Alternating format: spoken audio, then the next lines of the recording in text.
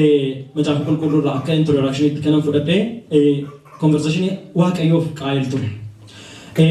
Guyyaa tokko erga kufaatii namaa booddee qaayilii fabeenii fuula waaqayyoo duratti argamanii aarsaa dhiyeessanii wanta bargalaatu ture. Akkasitu ta'e garuu qaayil mana isaa keessa jira, waaqayyoo dhufe galgala. Mana isaa keessa jira. Waatu ta'aa jira mana qaayilitti. Waaqayyoo asirratti maalitti dubbataa jira? Maaliif haartee, maaliif bobaatee, maaliif mataa buuftee wanta baay'ee godhe qaayil mana isaatti. Aareeraa, boba'eeraa, mataa buuseera. Yeroo kana dhufe waaqayyo. Yeroo aaraa jiru kanatti, yeroo boba'aa jiru kanatti, yeroo mataa buusaa jiru kanatti mana keessa jira. Waaqayyo tunni mana keessa jirutu dhufee waan tokkotti dubbataa ture. Cubbuu balbala dura jira jedhee waaqayyo. Cubbuu balbala dura jira. Waanumti akka cubbuun gara balbala keetti yoo dhufu kan godhe immoo sababii ati wanta hamaa kana gooteefi. Arras immoo inni durba kee keessa deemaa ture amma immoo gara manaatti inni dhiyaate kun siif kan qabanneef sirratti akka mooneef aboo irratti godhadhu jedhee waaqayyotti dubbataa ture. Cubbuu yeroo sanaa balbala dura ga'e. Obboloota koo cubbuun yeroo waaqayyo dhufee gidduu galee qaayilitti dubbataa jiru balbala dura ga'e. Balbala isaa dura ripeetee eeggataa jira. Riphee dhufeera cubbuun sun qaayil hin beeku akka cubbuun dhufee jiru. Isumayyuu immoo cubbuun sun qabachuudhaaf kan inni karoorfateetti dhufee jiru gara qaayilitti. Gidduu kanatti galeetu waaqayyo qaayilitti wanta tokko dubbataa jira. Har'as waaqayyo mul'ata Yohaannis keessa akka jedhamu jira. Namni gurra qabu isa hafuurri qulqulluun waldoota kiristaanaatiin jedhu haa dhaga'u. Hafuurri qulqulluun yeroo hundumaa dubbataa jira jechuudha wantichi. Dubbataa jira hafuurri qulqulluun ivantii hundumaa irratti isteejii hundumaa irratti dubbataa jira waaqayyo. Fayyisuuf akka ta'uuf waaqayyo kadhadhaa. Yaa waaqayyo gooftaa keenya abbaa keenya fuula kee duratti walitti qabamneerra. Maariyaamii wajjin miilla kee jala jirra. Maariyaam qooda gaarii isa eenyuyyuu ishee jalaa fudhachuu hin dandeenye fo'atte. Yaa waaqayyo gooftaa ati fo'annaa keenya maqaa gooftaa Yesuus Kiristoosiin yaadniif dubbiin kee jireenya keenya haa argatu. Yaa waaqayyo nan kadhadha maqaa gooftaa Yesuusiin dubbiin kee hafuura keenya haa argatu. Dubbiin kee hin ijaara hin fayyisa gara keetti nama fida yaa waaqayyo gooftaa Yesuus. Yaada kee dhagaanii warra yaa waaqayyo isaan hin fayyadnetu hin taane warra dhugumaan jireenya ta'uuf akka taanuuf maqaa Yesuusiin dubbiin kee nu haa argatu. Yaa waaqayyo fuula kee duratti lapheen keenya haa baqaqu. Alaa dubbii Phexros yeroo dhagaan namoonni sun lapheen isaanii hin baqaqee jedha. Maal goonu jedhanis hin gaafatanii jedha. Maqaa gooftaa Yesuusiin dubbii keetiin hafuura keetiin yaada keetiin yaa waaqayyo lapheen keenya akka baqaquuf sin kadhadha. Maqaa Yesuus Kiristoosiin yeroo kana kan baname haa ta'u. Kan nu lolu maqaa Yesuusiin jireenya keenya irraa haa rukutamu. Maqaa Yesuusiin ameen. Waaqayyoof galanni guddaan haa ta'u. Kutaa macaafa qulqulluurraa akka introductionitti kanan fudhadhee conversationii waaqayyoof qaayil ture. Guyyaa tokko erga kufaatii namaa booddee qaayilii fabeenii fuula waaqayyoo duratti argamanii aarsaa dhiyeessanii wanta bargalaatu ture. Akkasitu ta'e garuu qaayil mana isaa keessa jira, waaqayyoo dhufe galgala. Mana isaa keessa jira. Waatu ta'aa jira mana qaayilitti. Waaqayyoo asirratti maalitti dubbataa jira? Maaliif haartee, maaliif bobaatee, maaliif mataa buuftee wanta baay'ee godhe qaayil mana isaatti. Aareeraa, boba'eeraa, mataa buuseera. Yeroo kana dhufe waaqayyo. Yeroo aaraa jiru kanatti, yeroo boba'aa jiru kanatti, yeroo mataa buusaa jiru kanatti mana keessa jira. Waaqayyo tunni mana keessa jirutu dhufee waan tokkotti dubbataa ture. Cubbuu balbala dura jira jedhee waaqayyo. Cubbuu balbala dura jira. Waanumti akka cubbuun gara balbala keetti yoo dhufu kan godhe immoo sababii ati wanta hamaa kana gooteefi. Arras immoo inni durba kee keessa deemaa ture amma immoo gara manaatti inni dhiyaate kun siif kan qabanneef sirratti akka mooneef aboo irratti godhadhu jedhee waaqayyotti dubbataa ture. Cubbuu yeroo sanaa balbala dura ga'e. Obboloota koo cubbuun yeroo waaqayyo dhufee gidduu galee qaayilitti dubbataa jiru balbala dura ga'e. Balbala isaa dura ripeetee eeggataa jira. Riphee dhufeera cubbuun sun qaayil hin beeku akka cubbuun dhufee jiru. Isumayyuu immoo cubbuun sun qabachuudhaaf kan inni karoorfateetti dhufee jiru gara qaayilitti. Gidduu kanatti galeetu waaqayyo qaayilitti wanta tokko dubbataa jira. Har'as waaqayyo mul'ata Yohaannis keessa akka jedhamu jira. Namni gurra qabu isa hafuurri qulqulluun waldoota kiristaanaatiin jedhu haa dhaga'u. Hafuurri qulqulluun yeroo hundumaa dubbataa jira jechuudha wantichi. Dubbataa jira hafuurri qulqulluun ivantii hundumaa irratti isteejii hundumaa irratti dubbataa jira waaqayyo. Waa'ee dhaga'uuti ammas irratti. Gidduu kamitti dhufe waaqayyo yeroo kanatti gidduu ta'e tokkotti dhufeera qaayil bira dhufeera. Utuu cubbuun isaan argatin garuu immoo cubbuu sana kan gara mana isaatiitti waame cubbuun bakkee keessa deemaa ture jireenya isaa jiraachaa ture qaayil jireenya isaa jiraachaa ture boloota koo balbala dura dhufeeraa jira waaqayyo akka cubbuun sun isaan arganneeftu of eeggachiisa wayii kennaafii jira inni jalqabaa sinuma iyyuu kana maaltu sitti fideedha yoo inni waaqayyo jechaa jiru inni lammaffaa immoo dafii aboo irratti godhadhu jechaa jira mata duree lallaba kootii cubbuu irratti aboo godhachuu kan jedhudha isa sana akka walii wajjin ilaaluuf cubbuu irratti aboo godhadhu cubbuun si'a tokko iddoo ka'ee iddoo ga'u qaba iddoo ga'u qaba cubbuun cubbuu qaayiliin yoo ilaalle intanii kana irratti boqonnaa afurirra kan jiru kana gara jalqabaa kana tulaaltanii cubbuu sadii godhe qaayil cubbuu sadii godhe inni jalqabaa yeroo abeel wanta qaburraati the best isaa waaqayyoof aarsaa dhiyeessaa jirutti inni garuu funaanee fide fuula waaqayyoo duratti waaqayyo qaayiliinis aarsaa isaa isin ilaallee dubbii sana irraati baay'ee nama dhiba kun isa jalqabaati iventii jalqabaati inni lammaffaa immoo boqonnaa lakkoofsa 5 irraati qaayil aaree boba'ee mataa buuse iventii lammaffaadha kun immoo iventiin sadaffaaf inni guddaan immoo otoo bakkee deemnaaree abeeliin fudhatee dhaqee buleessa ajjeesee dubbii waaqayyoodha kutaa kanarraati wanti nuyi hubannu tokko maaltu jira cubbuun wal baay'isaa deema iddoo itti jalqabu qaba akka itti jalqabu qaba iddoo itti ga'u qaba iddoo itti ga'u qaba kutaa kanarraa wanti nuyi hubannu tokko aaruu sana kan fide waaqayyoof aarsaa isaaf malu sana dhiyeessuu dhabuu isaati qaayiliin abeeliin ajjeesuu immoo kan fide immoo aaruuf boba'uuf mataa buusuu isaati Bolo tokko dubbii waaqayyo kana jedhamtire kajeella hamaan cubbuu dhalaa cubbuun immoo du'a dhalaa du'i immoo akkas wanta jedhu tokko qaba. Kajeellaan hamaan ofii isaatiiyyuu piroosesii baay'eedha wanta akkamee maan tooppikii guddaadha. Cubbuun immoo achi keessatti tooppikii guddaadha. Yeroo jedhu cubbuun tokko utuu du'a namatti hin dhalin dura wal dhalachuma keessatti wanta wal harkisuu qaba wanta wal baay'isuu qaba. Iddoo itti ka'ee iddoo itti ga'uu qaba. Kanatti gidduuttitu waaqayyo dhufee itti dubbataa jira qaayilitti.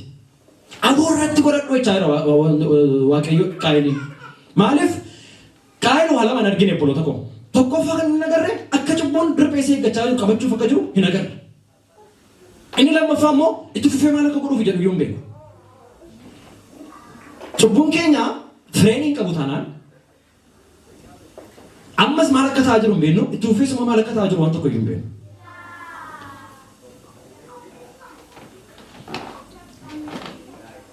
Ergaa Yaaqoob boqonnaa tokko lakkoofsa 14 irra jiru dhanneen jalqabaa akkasitti dubbadhu. Jalqabaa jedha dubbii waaqayyoo irratti namni kan inni qoramu qoramsa waaqayyoo biraan namatti dhufu seexana biraan namatti dhufu nama biraan namatti dhufu qoramsa inni hamaanii akka inni itti dhufu tokkotti dubbata. Jalqaba namni kajeellaa mataa isaatiitiin qabama. Isa booddee kajeellaan sun immoo cubbuu dhalaa. Isa booddee erga cubbuun iddoo ka'e booddee du'a dhalaa. Akkasuma ergaa Phexros keessaa immoo waa'ee namni tokko biyya lafaa keessaa ba'ee gara gooftaa yeroo dhufee daganaa gara biyya lafaatti deebi'u waa'ee isaatiif namni tokko biyya lafaa keessaa ba'ee gara gooftaa dhufee mi'eeffatee sana baree garuu cubbuu sanaan mu'amanii yoo qabamanii yoo mu'amanii waan jedhee dubbatu qabu. Akka jireenyaa isa duraarraa isa sana caalaa waan itti hammaatutu jira jedhee. Yeroo dubbachuu barbaadutu waaqayyo isteejii garaagaraatti of nu eeggachiisa. Isteejii garaagaraatti nu itti dubbata. Isteejii garaagaraatti dhufeen tariitii yeroo nu itti cubbuu hanqaaqaa jirru yeroo nu itti jiru micireen jalqabaa sun dhalatu ta'uu danda'a. Ilaa cubbuun du'atu hin dhalin isteepii baay'ee keessa ba'ee du'a biraan nama ga'a. Utumtu immoo aakshiidhaan immoo mul'atin immoo piroosesii qaba keessa namaa afura namaa keessatti. Aariidhaan wal qabatee kan qaayiliidhaan boba'uudhaan wal qabatee mataa buusuudhaan wal qabatee piroosesii ittiin deemee guddatee cubbuu isa aakshinii sanatti namatti geessu qabaachuu danda'a. Isa kana boolii godheetu asirratti nutti dubbata.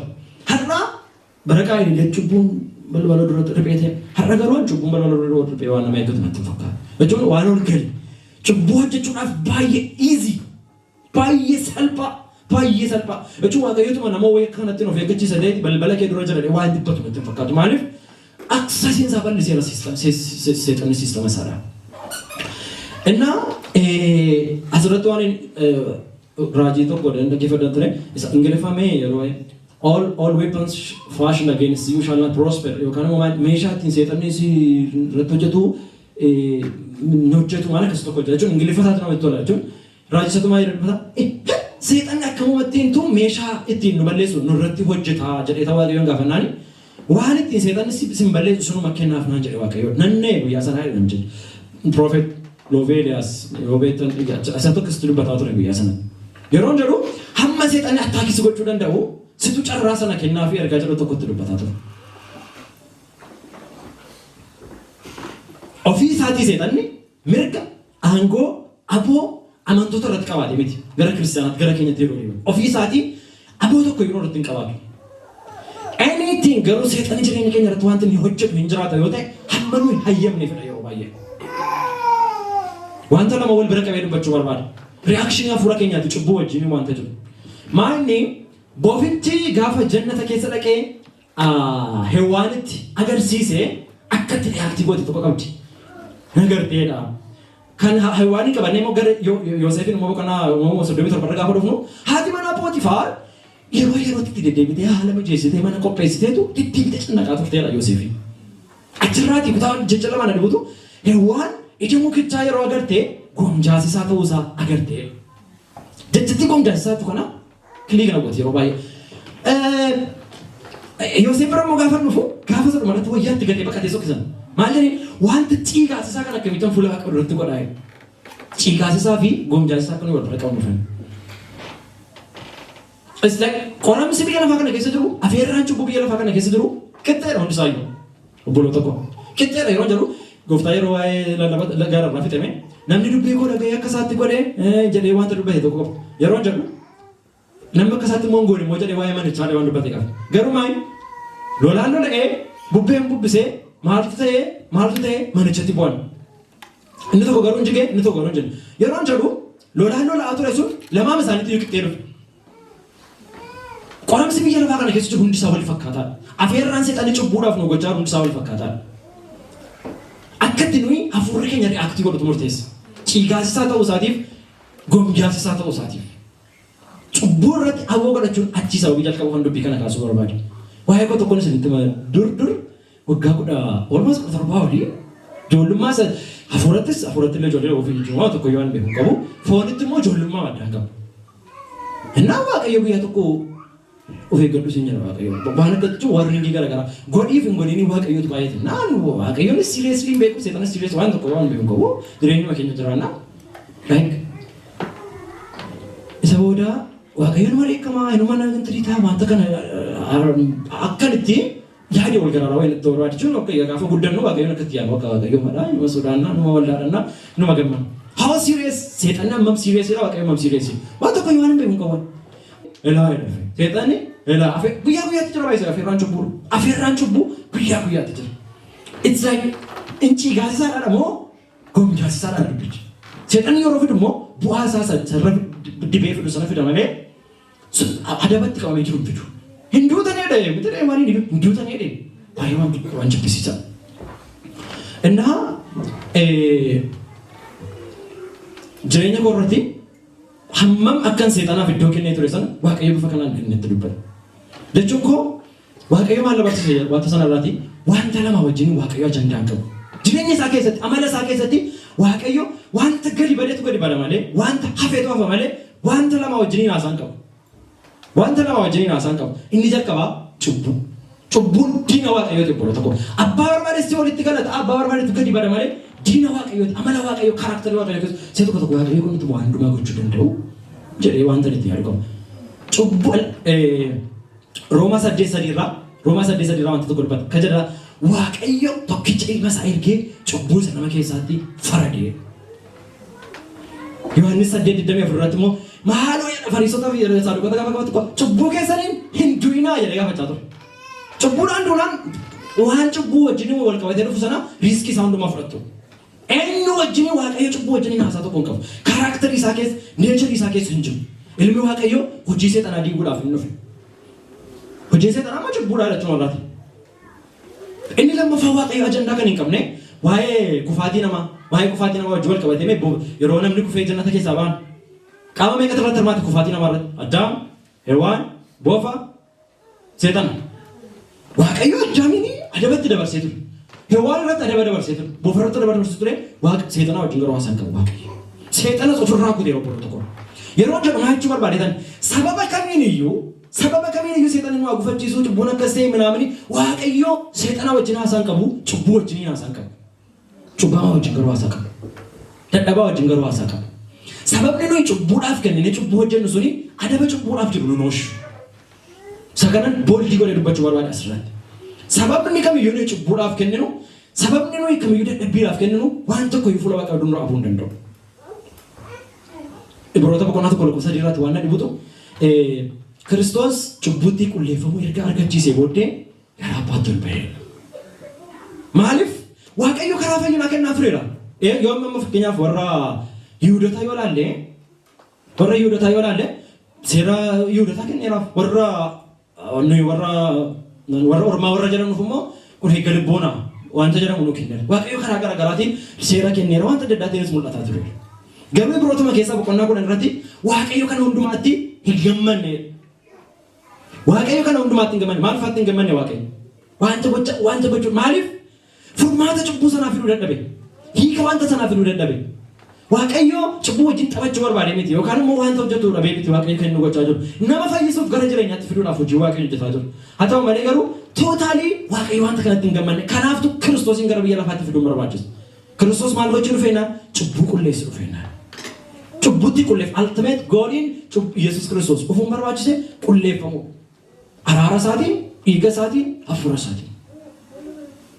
Cubburratti aboo godhachuudha mata dureen koo dhumarratti walitti hin fida. Mee Timootewos tokkoffaa boqonnaa 5:24 waan jiru kutaa tokko dubbisnaa kutaa waa'ee pointiin koo inni guddaan achi keessaa ka'a. Timootewos tokkoffaa boqonnaa 5:24 jira. Akka kana jedhaan dubbisaa. Cubbuun tokko dura bakkeetti mul'ate gara firdiitti isa geessa. Cubbuun warra kaanii garuu booddeedhaan mul'ata. Irra deebi'ee dubbisaa akkasumatti dhaggeeffadhaan. Cubbuun nama tokko dura bakkeetti mul'ate gara firdiitti geessa. Cubbuun warra kaanii garuu booddeedhaan mul'ata. Lamaan isaayyuu cubbuudha. Lamaan isaayyuu fuula Waaqa duratti ilaalameera. Lamaan isaayyuu firdiidhaaf nama qaqqabsiisa. Lamaan isaayyuu fuula Waaqayyoo irratti ciigaasisaadha. Garuu haala garaagarummaa tokko qabaa jira asirratti. Inni tokko dursee mul'ata kan warra kaanii bakkeetti mul'ataadha bakka. Firdiitti keessa dafee kan warra kaanii garuu hin mul'atu. Kutaa kanarratti dubbachuu barbaada bolo tokko. Maaliif isa dhokataa sanatu waldaa kiristaanaa balleessaa jira, nuun balleessaa jira, anaan na balleessaa jira. Maaloo inni mul'ataan bakkee jira ko. Abaluu koo miidhacha, hin dhugaa, hin sobaa, hin tuutaa, bakkee jira jedhan kun. Dubbii Waaqayyoodhaan. Bakkeetti wanta mul'atu firdiitti keessa lamaan isaayyuu bolo tokko. Cubbuu warra kaanii dura mul'ate bakkeetti keessa. Kutaa kana gaafa Waaqayyoon barsiisuu barbaadu bakka kana gaafa qaqqayyabadde baruu jalqabu. Gaafa biyya lafaa keessa gara mana Waaqayyoo dhufan amma cubbuun bakka bakkee jira jettee yaadda. Gaafa moonaa Waaqayyoo dhuftu haali bakka si jibbisiisu immoo. Tawoodii gara tajaajilaa moo dhufta. Kuhaarii moo dhufta. Kuhaarii moo dhufte achi keessa immoo fayyaa isaa jira ammas cubbuu. Jettee immoo bakka Waaqayyoo. Gaafa dhatti fuula Waaqayyoo raawwatu fayyaan cubbuudhaa si keessa jira. Akka kana ta'ee nuuf argamu. Tuma nama baqadhuu. Qofaatti gaafa dhufuuti nama baqadhu tokko jira. Ana keessa ture cubbuu dhokataan gadheen. Baay'ee gadheen isa kana irratti dubbachuun barbaada. Maaliif ilaali akkasa Waaqayyoo ilaalutti dubbiin kun asirratti kan ifaa ibsaa jiru. Duramani gaafa tajaajilaan tokko isteejii irraa batee taa'ee jiru seenaa isaa beeka taanaan waa iddoo ta'e tokkotti beekera taanaan tajaajiluma isaa fudhatu baay'ee natti ulfaata baay'ee maaltu hin ta'u. Baay'ee gannaan lixa obbolo tokko. Ana ofii kooti ofii nagarra hafuura koo nagarra jireenya koo nagarra. Maaliif wanta bakkeetti mul'atu amma dhugumaan isinitti maanii waldaa keessa yookaan wantoota ta'anii waan garaagaraa godhan kan tuutan, kan ejjan, kan soban, kan nama tuman, kan waan mul'ataadha. Isaa nama tokkotti yoo faradinaati. Maaliif abbichi yoo beeka mul'ataadha wanta ta'eef. Deebi'uudhaaf, kadhachuudhaaf, gara Waaqayyootti deebi'uudhaaf fuula Waaqayyoo duratti wal dhaabuudha kan barbaachisu. Har'a garuu Waaqayyo mul'ates mul'achuu baates isa firdiitti nu geessuu danda'u waa'ee cubbuu kanaa nu barsiisuu barbaada. Isa kanadha kan gadi fageessee dubbachuu barbaada. Maaliif inni lammaffaa kun baay'ee jibbisiisaa. Maaliif jibbisiisaa ta'e beektu gadhummaan isaa hin mul'atu. Tasfaayeen irra jira. Tasfaayee kanatti argu kanatti argaa hin mul'atu. Firdiitti garuu hin geessa. Badiisatti garuu hin geessa. Seexanaa wajjin walii galee hojjeta. Si'oolii wajjin walii galee hojjeta. Waaqayyo ciigaasisaadhaa beeka. Maal faadha waan akka kanaa? Maal faadha waan akka kanaa? Isa kana wal wajjin ilaaluu barbaada. Of ilaala wanta ta'eef of ilaaltu wanta ta'eef. Cubbuun inni bakkeetti mul'atu kuni isa nuyi foon keenyaan goonu kana. Akshinidha jechuudha. Akshinii isaati. Bakkeetti mul'ate maaloon Abaluun beektu akkas godhee cubbuu irratti lakkoo dadhabbii mudaa akkasii abaluun akkas ta'ee hoteelatti akkas ta'ee mana akkasitti akkas ta'ee iddoo akkasitti akkas ta'ee inni ciitii godhaa isheen ciitii gootii ol kaatii gadi bakkeetti isa mul'atee jiru ija qaba jechuudha bakkeetti.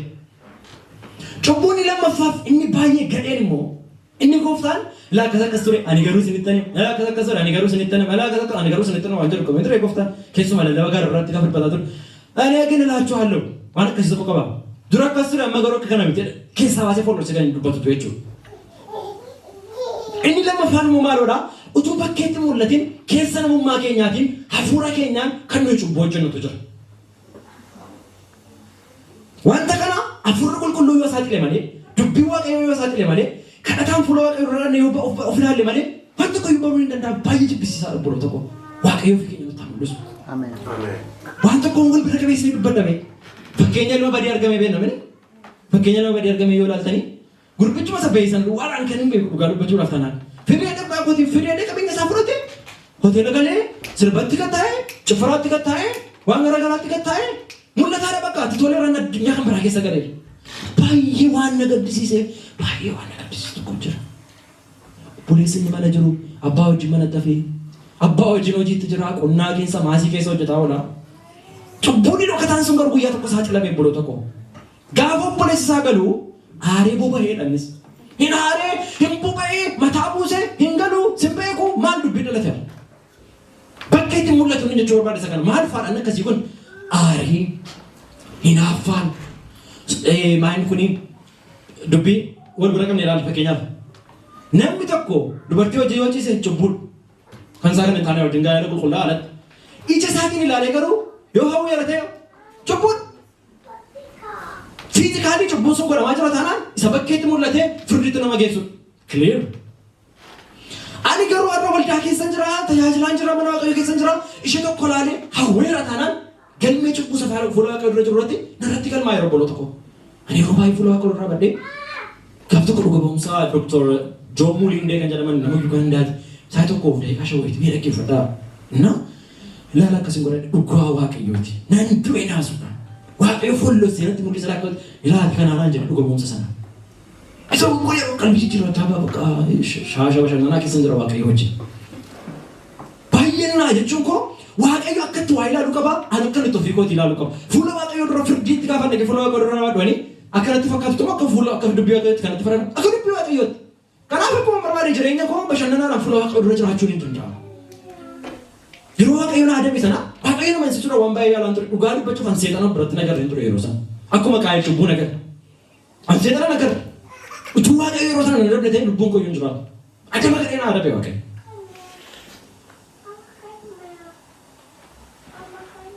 Cubbuun inni jalqabaa bareedaadha iyyuu hin jedhama.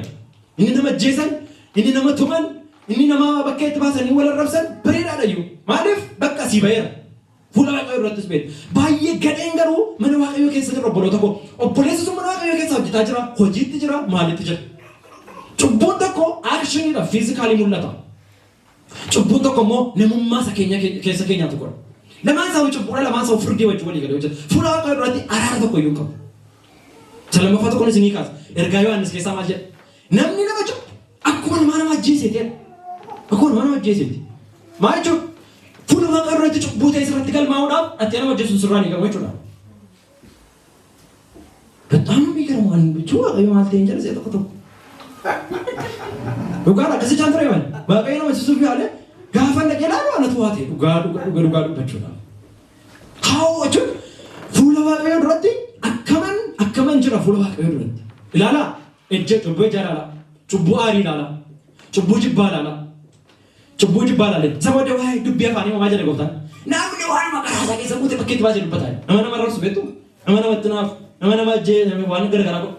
Jalqaba dhumeeraadha. Dubbii waaqayyoo kan dubbataa. Dhumeera kuukii ta'e dhumeera. Ilaa dhaggeeffadhaa. Namni tokko waanuma tokko waan ittiin dubbattan kan hin qabne. Garumatti gorsitan kan hin qabne. Shallaayii nama fuula waaqayyoo dura teessanii kan isin maan of gaddatanii beektan akkatti waaqayyoo ilaalaa jiru garuu hin Waaqayyo ofii keenya nutti haa mul'isu. Waaqayyo cubbuu wajjin qoosaan beeku dhugaa dubbachuudhaaf. Waaqayyo seexanaa wajjin qoosaan beeku.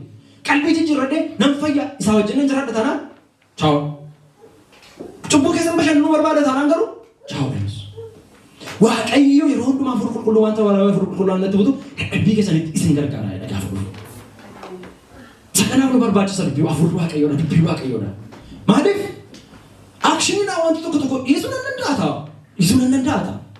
Mana waaqayyoo keessa jiru ilaala irraa kaasee waan tokko isin gorsu nama amanaa ta'ee waan bakkeetti irraa mul'atu yoo agartan yookaan gorsaa yookaan mul'isa. Nama ni beeka.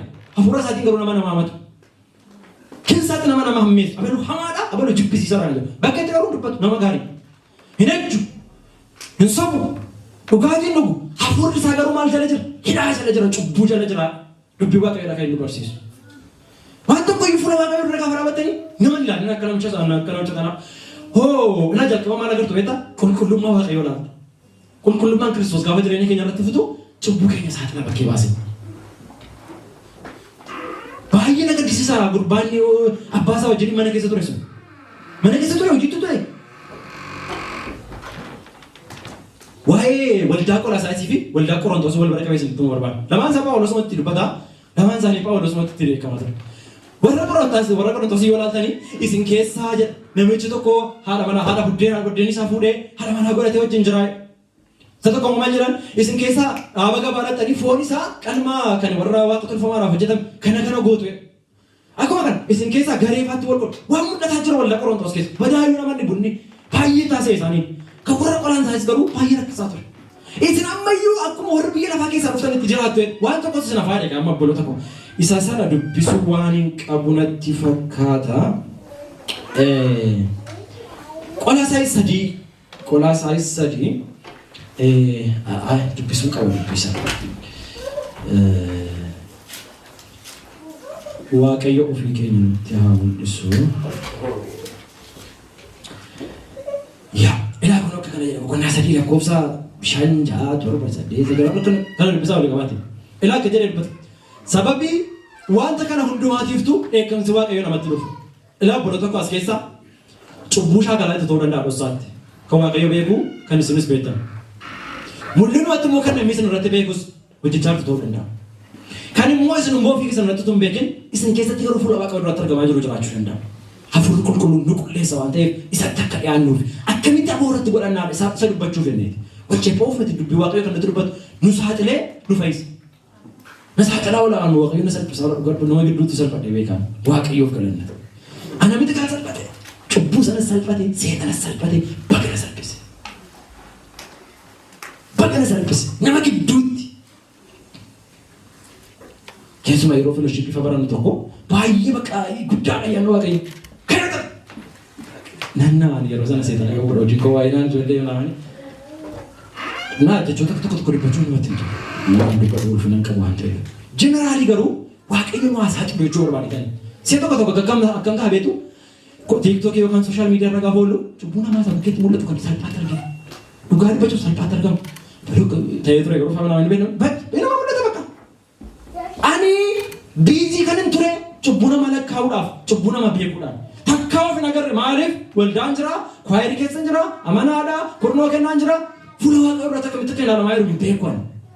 Warri Qolaasaayisitti dubbii kan ta'e kan Phaawulositti beekamaa jiru isa kana. Ilaa wanta inni jedhu tokkoon seetti mara. Amma garuu isin lakkoofsa 8 irraatiin dheekkamsa, aarii, hammina, maqaa walii balleessu hundumaa ofirraa fageessa. Lakkoofsa 5 irraa muka kana jedhala. Halalummaa, xuraa'ummaa, kajeellaa fi hawwa hamaa sassata isa waaqayyoon tolfamaatti lakkaa'amus of keessaa ajjeesa. Isa kana dubbachuu barbaade kutaan koo inni hadhaasa kana. Maaliiti? Waa'ee cubbuusa fiizikaalii bakkeetti ba'ee innee abeeliin ajjeesuu dhiisuu dandeenya. Fuula waaqayyoo irratti garuu gaafa aarree bobaan sana iyyuu miti. Gaafa jireenya keenya guutummaatti waaqayyootti kennuu dhiifnetu hanqaaqamuu jalqabe cubbuu. Ilaa cubbuu tokkichaan ka'ee ija godhatee bakkeetti mul'atu. Tokkichumaan immoo si'ooliin nama buusu. Waaqayyootti garuu kutee nama hambisuu danda'a. Kanaafuu maalitti dubbataa irra kanatti sagana lakkaa'aa jira akkoo. Warra Qolaasaayis Qorontoosiin gaafa dubbiftan waan akkasii baay'ee lakkooftan. Haalamanaa waa'ee gaa'ilaa, waa'ee kennaa furaa, waa'ee bakka girgirrima waldaa keessaatti kan agarru. Asirratti garuu cubbuun akshiniidhaan godhamu jira. Nyaduukaa irratti itti dubbanna. Mee warri nyaduukaan jiru? Nama baay'ee nyaduukaa jira. Waaqayyoon duukaa ta'a. Cubbuun physical action yaa hojjetamu jira. Hadu ajjeesu ejju cubbuun feeling yaa hojjetamu jira. Feeling yaa hawaasummaati wanta namatti dhaga'amu. What do you feel about something? Hinaafu aaru gaddu jibbu siin bakkeetti baay'ee mul'achuu baate. Cubbuun arrabaan dubbatamee hojjetamu jira. Cubbuun bifa garaagaraatiin of mul'isa obboloo tokko dubbii waaqayyoo hin saacila hafuurri qulqulluun hin saacila. Har'a takaan dubbachuu barbaade waa'ee aboo godhachuu maal akkamitti re'ee jedhetu dubbataa jira. Tootaalii addaamaawwii fi hewaanaawwii kan ta'e eenyummaan sun du'ee ba'uu qabaa jedha dubbii waaqayyoodha. Sun hin taane taanaan baay'ee daldala riskii keessa jira. Yaa baay'ee daldala riskii keessa jira. Timootewos Lammaffaa boqonnaa 3 lakkoofsa 1 kaasee isa jiru afaanumaan akkasumatti sintinuma. Maal jedha Timootewos bara gara dhumaatti yeroo sodaachisaan akka dhufu hubadhu jedhee waan dubbatu qabate namoonni bara gara dhumaatti wanta ta'an wanta baay'ee natti ulfaatu tokko jira gara dhumarratti wanta dubbate jira. Isa dura garuu mee wanta ta'u sana dubbanaa dhaggeeffadha. Nan dubbisaa dhaggeeffadha akka jedha. Guyyoota gara dhumaatti yeroo sodaachisaan akka dhufu hubadhu. Maal fa'aata agar namoonni ofittoo sassatoota of jajoo afuufamoo arrabsituu abboota isaaniif hin abboomamu galata hin qabne qulqullaa'aa mormuu jaalala of keessa yerichi sodaachisaa yeroo sakam yeroo keessa jiru kana wanta qoyuu kan gaaffii hin qabu baay'ee immoo sodaachisaa kan godhe tokko nusittamu achuma irraati gara dhumaatti maal jira beektu lakkoofsa 5 irraati namoonni wanta kana godhanidha akka bakkeedhaan mul'atutti nama waaqayyoo fakkaatu በጣም አደገኛ ፓርት እሱ ነው namoonni immoo kaaraakterii kana irratti dubbii waaqayyoo lakkaa'aa jiru isuma mataakee anoo mataakoo isuma hunduma mataakenyaati maaliin of qoruu dubbii kanaan of qoruu namoota kana gorsuufis garan qabdu kadhachuufis garan qabdu waan saawusii hin qabu hafuurri qulqulluun keessa darboon keekken keessa lakkaa'aa jiru waasiniin feraa lakka kana jedhamni akka bakkeedhaan mul'atutti nama waaqayyoo hin fakkaatu cubbuu dhokataadha jechuudha bara dhumaa keessa kan ta'u qabu kaaraakterii wajjin wal qabate fiilingii wajjin wal qabate shakala dhuunfaatti waaqayyoo wajjin hin qabnu wajjin wal qabate በጣም ባየ ሶዳችሁ ሰራብሮ ተቆ ማን ዋቀዮ ከሰን ጅራ ዋቀዮ ትዲ ቤራ ዋቀዮ ጅሬኛና ፈተው ፉለ ዋቀዮ ዶሮ ፌራ አፍቆሪዮ ፋይናል ማልራ አሪ ቀባ ፉሪ ከሰ ዮሐንስ ጴጥሮስ ምን የሮ ሰቶ ኮኔ ነምጭ ተቆ ጠንቋይ ወይ ከንቱ ብሪ ከነፊ አኩማ ሲዮ አርከና ማራ ከሰኒ ዋተው ሰና ሊሰከን ጎረዶ ፊ ናከና ከና ናከና ብሪ ከነፊ ጴጥሮስ ማይደ ዋይ ብሪ ዱሳ ዋይ ተቆላ ሰምና ምን ይሁን ካፍኔ በዲ ብሪ ከው ጀንጀሬቱ waan yaada hadhaan akkasii keessa buutee fi cubbuunis akkasii hidhatee nan argaa. Waa'ee hafuura isaatiif isteetii namummaa isa keessaa isteetii hafuura isaatiif kan nuti dubbataa jiru tokko tokko. Fiizikaalii kun as jirra fuula waaqayyoo irratti galanni waaqayyoo irratti ta'u saddoo kanatti walitti hin qabu. Ispirichuwaalii garuu eessa jirraa dhagaaffe. Maaliif akkuma natti fakkaatutti falmata dhiyeeffachuun dhagu fuula waaqayyoo irratti guyyaa firdiidha. Waaqayyoon amansiisuun dhagu dubbii kanatu fuudhameetu sassaabameetu ittiin firdiin kennamaa jedhe gooftaan. falmata dhiyeeffachuun nannu kanaaf amma waa'een chaalenjii sun gochuun barbaada waa'een chaalenjii gochuun barbaada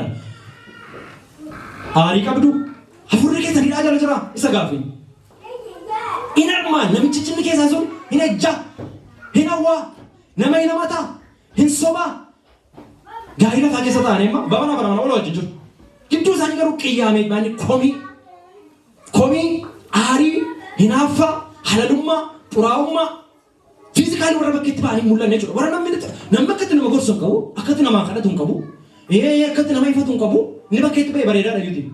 Waldaalaa hojjettaanii yookaan immoo nama gaariidha jechuudha garatti qaban qabu.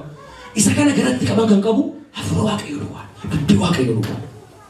Maali dubbii isaa maali akkamitti qabaan isaa furmaata isaa jedhamutti deemu fedhetan. Waaqayyo maalitti dubbataa obboloo tokko cubbuu irratti aboo godhachuu.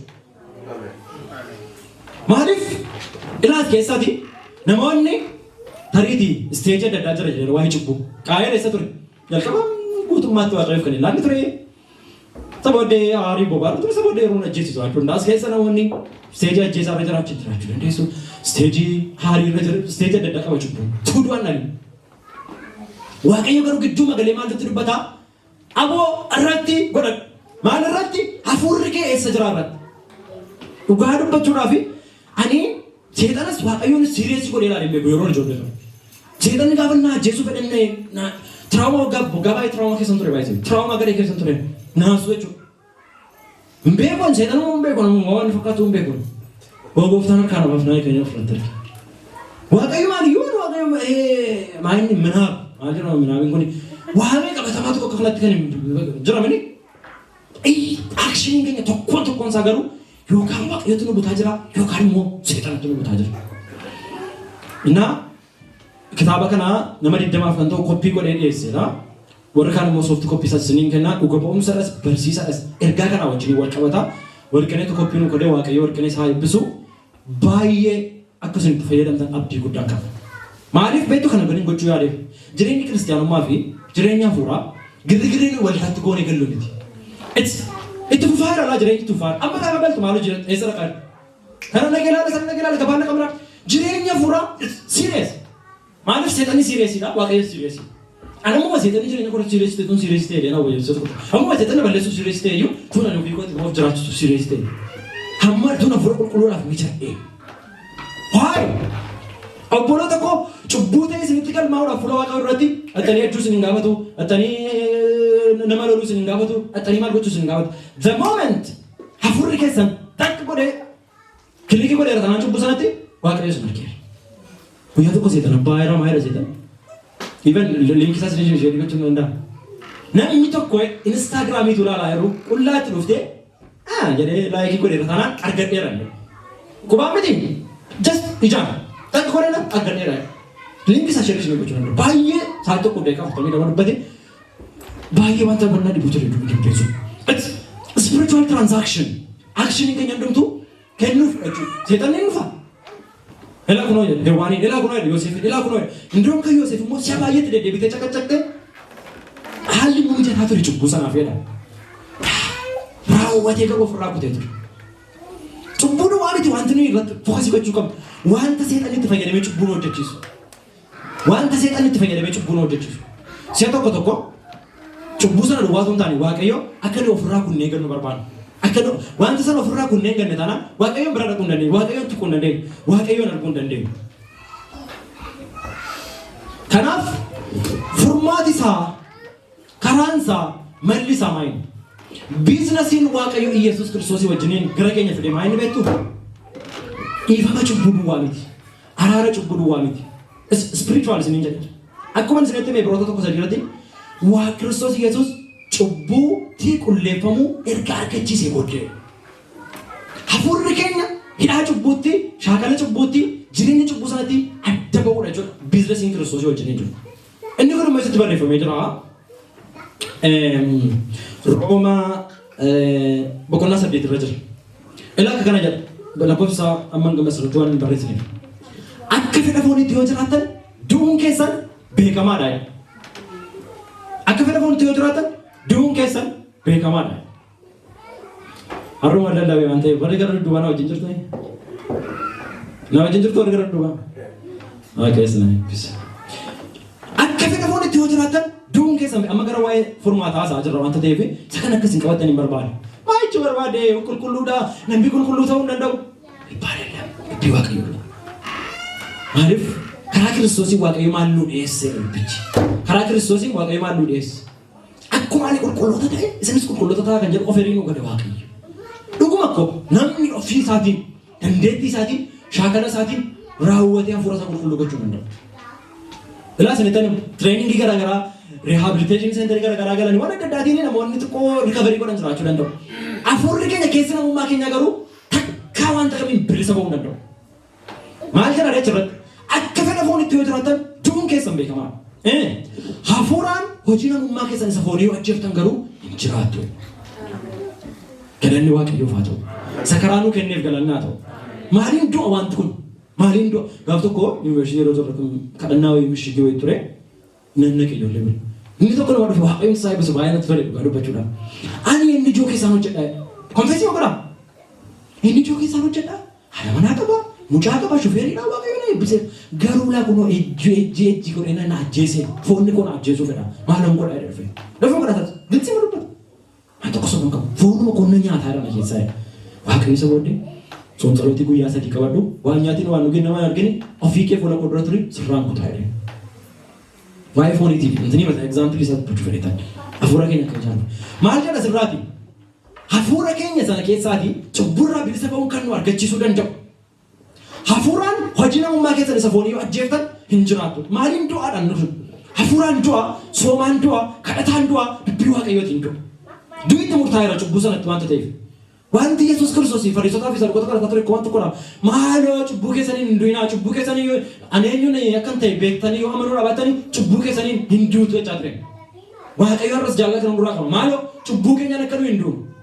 Obboloota koo cubbuu irratti lakkoof nama tokko irratti cubbuu lakkaa'u cubbuu irratti lakkaa'ina. Maaliif?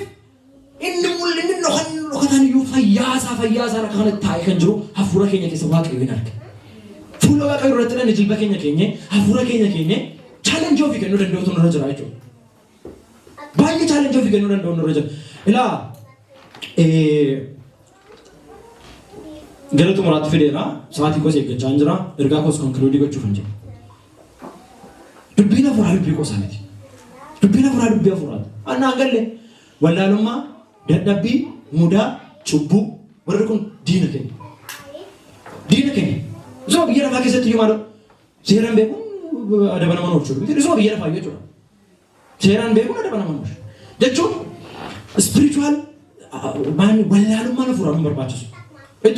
Ittuma gallee maayinni dubbii waaqayyoo, maayinni fayyisuu waaqayyoo, maayinni yaada waaqayyoo irratti qabu. Maaliif hamma wanta ta'e tokko hamma maal ta'utti eeguun qabu. Hamma gaafa abeel du'utti eeguun qabu. Hamma gaafa adabbiin dhumaan irratti dhufuutti eeguun qabu. Bara dhumaa kana keessa waan baay'ee na gaddisiisu garaa kun cabsu waa lamatu jira obboloota koo waldaa keessa. Inni jalqabaa amantoota kilaasii maaliitu jira beektu cubbuu keessaa booliin hin danda'amu. Inni cubbuu keessaa maal jedhee qulqulluu ta'e waaqayyoo abdii kutaddeedha jireenya qoqqoo. Baay'ee jechuun cubbuutti amantoota abdii kutatan. Waa'ee maayinni cubbuu irraa kutuu hafuura waaqayyoo wajjin ekspiriyaansii kan hin qabaanne. Kadhataa wajjin, soomaa wajjin, dubbii waaqayyoo wajjin, waaqayyoo shaakaluu wajjin, hafuura qulqulluu shaakaluu wajjin utuu shaakala hin qabaatin kiristaanummaa isuma beekan sana duubaatti daangeessanii jechuudha. Cubbuu keessaa ba'uu hin danda'u. Ani gaafa dhugaa dubbachuuf baay'een gadda waan godhus namaatu jiranis namaan dadhabaadha hundumti keenya. Inni lammaffaa baay'ee gadhee tokko jira ammoo bara kana kan ka'ee jiru. Osaas. Once saved, always saved kan jedhamu kana jira. Barumsi duruma jira baay'ee waan haaraa faashinii haaraa miti. Dhaloonni kun haaraa wanta ta'eef garuu akka kamitti argataa jira beektu? Akka kamitti argataa jira? Akkamii dubbii haaraa argatan, beekumsa haaraa argatanii. Maal kan jedhu? Si'a tokko gooftaatti amantiitti taanaan cubbuu hojjechuun dhiisuun kee mootummaa waaqayyoo sinan kaaksu kan jedhu. Si'ool keessaa barumsa dhufe jechuudha. Firdii keessaa barumsa dhufe. Ani soba wanticha oduudhaan seenu dhugaa dubbachuudhaaf oduudhaan seenu bakka hojii kootti tanan gurbaatu isaanii hin qoosan seenu jalqabu. Naa akkasiin nuyi tokko mootummaa kootti anamtu malee gaariidhaan gosee bira jedhe ishaatis gaariidhaan bakka anatti tottole garuu ani fagoodhaan seenu dhugaa dubbachuudhaaf barumsa ta'e tiyooloojii ta'e kirkirii ta'e bara kana keessa waldaa kiristaanaa jeeqaa jira. Ibeen seera qoli baanuu ba'an jira waldaa keenya keenyaa adventistii inni gargar baanee maaloo inni wanta daddaa kun jira malee baa bakka isinis waldaa ta'an isitti dhufee isin nu baanan jira. Annee baay'ee gaafan akkas ilaalu barumsi kun iddoo baay'ee faaliira qoloo tokko barumsi kun iddoo baay'ee faaliira. Maaloon amantii Kiristoositti qabdataan jireenya bara baraatti galteetta. Cubbuun jettu kuni waaqayyo Kiristoos keessa jiru sana laala malee maal akkas xaba akkasiin qabu waaqayyo. Sicha mara Kiristoos cimnu kan dhufe cubbuu sana keessaa nu baasuudhaaf bara. Jireenya sana nuu kennuudhaaf bara. Dhugaa dubbachuuf maaltu jiru? Namni tokko Kiristoositti amanuudhaaf jireenya bara bara argate. Jechuun gara Kiristoos dhufee qalbii isaa jijjiirratee hafuura isaa qulqulluudhaan namni qalbii jijjiirratee jireenya bara bara kan isaati.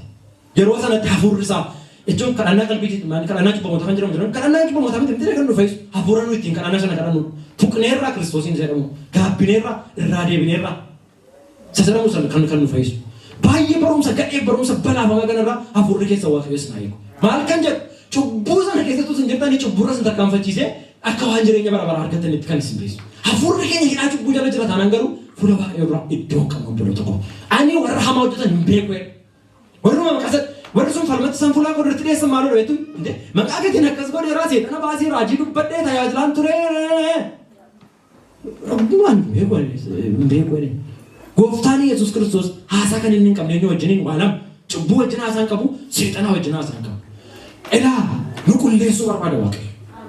Hafuura keenya qulleessu waa'ee qulqullummaati bara. Cubbuu irratti aboo godhachuun shaakalaan hin dhufu. Tireeningiidhaan hin dhufu. Maal tokkoon hin dhufu. Hafuura waaqayyootiin, dubbii waaqayyootiin, kadhataan waaqayyootti dhiyaachuudhaan waaqayyo wajjin hariiroo qaban cimsachuu duwwaadhaan dhufu.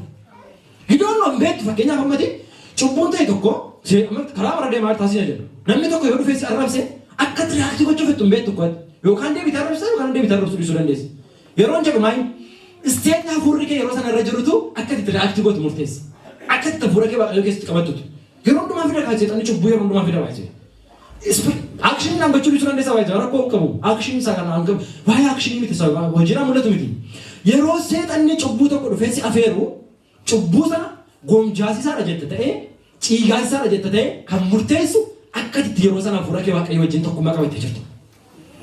Cubbuu yella fooniif dhiigaan cubbuu mo'achuu dandeenyu fooniif dhiigaan seexana mo'achuu dandeenyu kottaa fuula waaqayyoo irratti hailaallu hafuura keenya hailaallu mana keenya hailaallu tokkummaa keenya.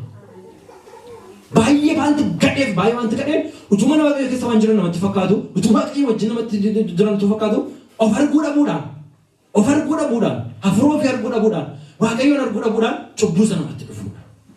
Furmaati isaa akkuma waaqayyoon dubbateedha. Efesoon keessaa kutaa tokko dubbisuun barbaada. Efesoon boqonnaa 4 lakkoofsa 24 irra kan jiru. Baay'ee digdamii lamaa kaasanii iyyuu dubbisa obboloota koo. Konkluuzinii dubbii keenyaati. Dubbiin nu keenya kun fayyinaaf akka nu ta'u waaqayyoon akka dadhabu. Kiristaanummaan qoosaas miti, xabas miti, baay'ee tangible, baay'ee lafa jira. Kiristaanummaa miti spiritual life. Total spiritual life. Waa'ee saganaatiif maal dubbataa jira? Inni Kiristoos gara keenya dhufe maayin lakkoofsa 20 kaasee kan jiru kana walii wajjin ilaalladha. Yaada namummaa moofaa isa duritti jiraachaa turtan isa kajeellaa nama gowwoomsu manca'e of keessaa baasaa. Hafuura yaada garaa keessanii keessattis haareffamaa. Namummaa haaraa isa qajeelummaaf qulqullummaa dhugaatti fakkaatti waaqayyootiin uumame immoo uffadhaa. Waaqayyo isa kana nu barsiisa obboloota koo. Cubbuu wajjin taphachaa miti waaqayyo wajjin kan jiraannu jechuudha. Waan garaa wajjin taphachaa miti kan nu waaqayyo wajjin hin jiraannu. Maaloo anumti kun version 2 qaba. Damee moofaan jira, damee haaraan jira jechuudha. Wanta kun akkasiin ishee wadamne isiniin kaasaa. Tokko wanta waaqayyo isiniif godhu fakkeenyaaf waaqayyo utuma namichi cubbuu adda keessa jiru nama eebbisaa nama gargaaru waan adda addaa waaqayyo wajjin hin jiraatanii of ishee wajjin haasa kanaan. Lammaffaa immoo wanta waaqayyo isin keessaan godhe hojjetu. Kennaan hafuuraa adda addaa darbuu danda'a. Hojii waaqayyo adda addaa hojjechuu danda'a. The only thing fuula waaqayyo dura kan guyyaa dhumaatti dhaqeeruudhaaf maaloo ija hojii hafuuraa keenya. Maal jechuudha?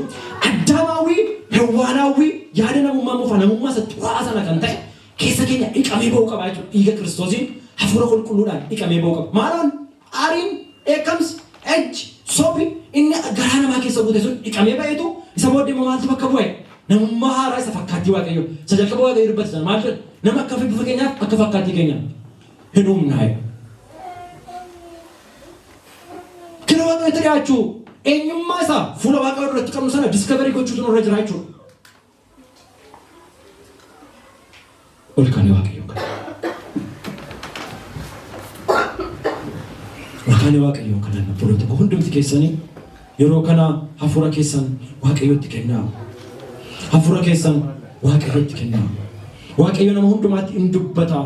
Nama waaqayyo wajjin hin taphataa jiru. Nama waaqayyo wajjin yeroo isaa gubaa jiru hin jiru.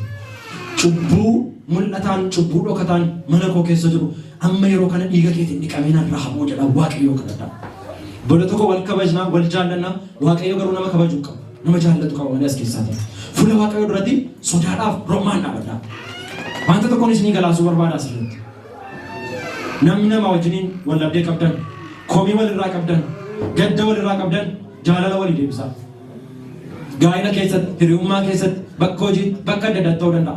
Hafuura keenya keessa komiin jira taanaan, qiyyaameen adda addaa jira taanaan, kotatti seexanii nurra kaa'ee jira taanaan, araarri waaqayyo nuun argatu. Waaqayyo gara isaatti yeroo deebinee fuula isaa barbaannu jalqaba isa sana akka nuyi lafa keenya gara isaa dhufnu barbaada obboloota koo. Dubbiin kun fayyinaaf nuuf haa ta'u, jireenyaaf nuuf haa ta'u, fuula waaqayyo irratti na ilaalecha waaqayyo kadhadhaa obboloota koo. Waaqayyotu arga keessa keenya, waaqayyotu arga mana keenya, waaqayyotu arga jireenya keenya.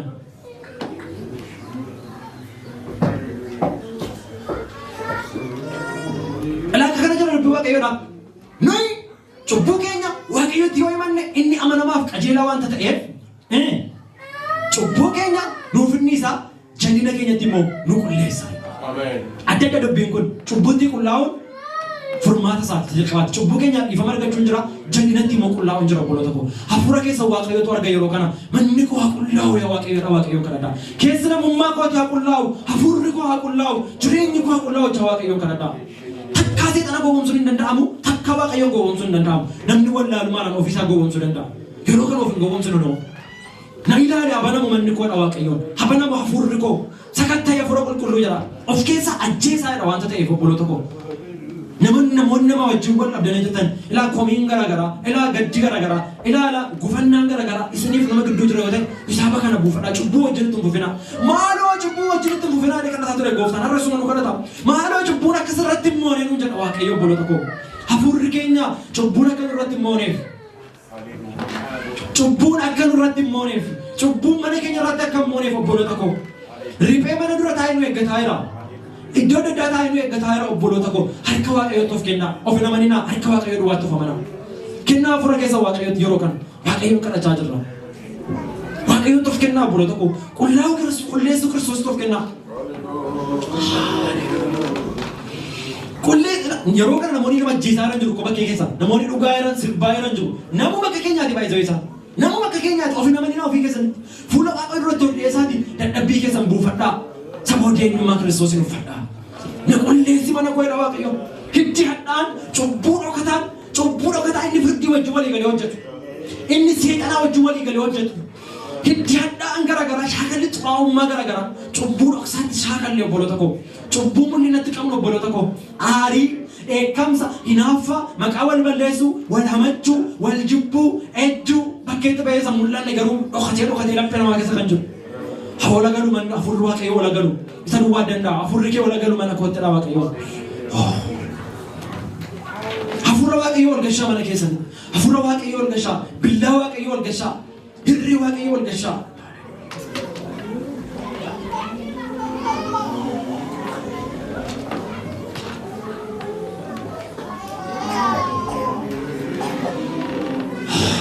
Ilma isaa Yesuus Kiristoos cubbuu hundumaatti qulleessa. Qullaa'uu na ta'u obboloota koo. Arrabi keessa na qullaa'u, ilaalchi keessa na qullaa'u, sammuun keessa na qullaa'u, yaadni keessa na qullaa'u, dubbiin arraba keessa na qullaa'u, yaadni garaa keessa na qullaa'u.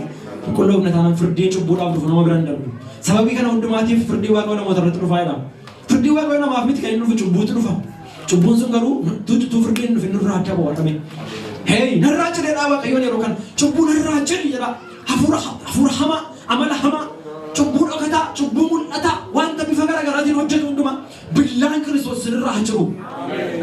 Billaan Kiristoos isinirraa haa jiru waaqayyo kadhadhaa hafuura keessa waaqayyootti kenna. Waldaa keenya gidduudha tokkummaa keenya gidduudha cubbuun diina waaqayyooti. Cubbuun diina keenya seexanaaf mirga kan kennu jireenya keenya irratti. Cubbuudhaaf seexanaaf mirga kan kennu cubbuudha. Firdii kan nutti fidu cubbuudha. Adaba kan nutti fidu cubbuudha obboloota koo. Jaalalli waaqayyo isin biraan darbin, araarri waaqayyo isin biraan darbin, nabiraan darbin isin biraan darbin, dhoksaatti wanta nuyi shaakallu waaqayyo wajjiniin yeroo kana akka ta'amu obboloota koo.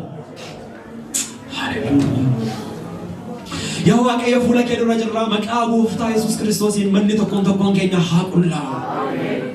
Situ argaa yaa gooftaa fuula namaa garaa namaa yaada namaa banaadha yaa waaqayyo lapheen keenya banaadha hafuurri keenya fuula kee dura jirra maqaa Yesuusiin hafuurri obboloota koo kan qullaa'e haa ta'u yaa waaqayyo nan kadhadha hafuurri keenya kan qullaa'e haa ta'u dubbiin arraba keenya kan qullaa'e haa ta'u kan nuyi nagarre kan ati agartu baay'eedha yaa waaqayyo nuyi isa rakkoof nuyi isa arginu muraasa agarra maqaa Yesuus Kiristoosiin hafuurri kee mana keenyatti ol haa litu araarri kee mana keenyatti ol haa litu ilaa yaa waaqayyo nan kadhadha wanta cubbuu hojjechiisu ofirraa kutii jetteeta ija kee of keessaa baasii harka kee ofirraa muri waan hundumaa ofirraa muri cubbuu wajjin firdiitti katamuu mannaa jireenya wanti hundumtu sitti hir'atee jireenyatti galuu si wayyeetteeta maqaa Yesuus Kiristoos wanti seexan itti fayyadamee cubbuu nutti fidu jireenya keenyarraa kan ciccirame haa ta'u shaakalli dhoksaa shaakalli mul'ataa yaa waaqayyo ba'aan garaagaraa maqaa gooftaa Yesuusiin jireenya keenyarraa kan ka'e haa ta'u yaa waaqayyo nan kadhadha yaada hadhaa'aa cubbuu dhokataa cubbuu mul'ataa hadhaa'ummaa aarii dheekkamsa hinaaffaa jal'ina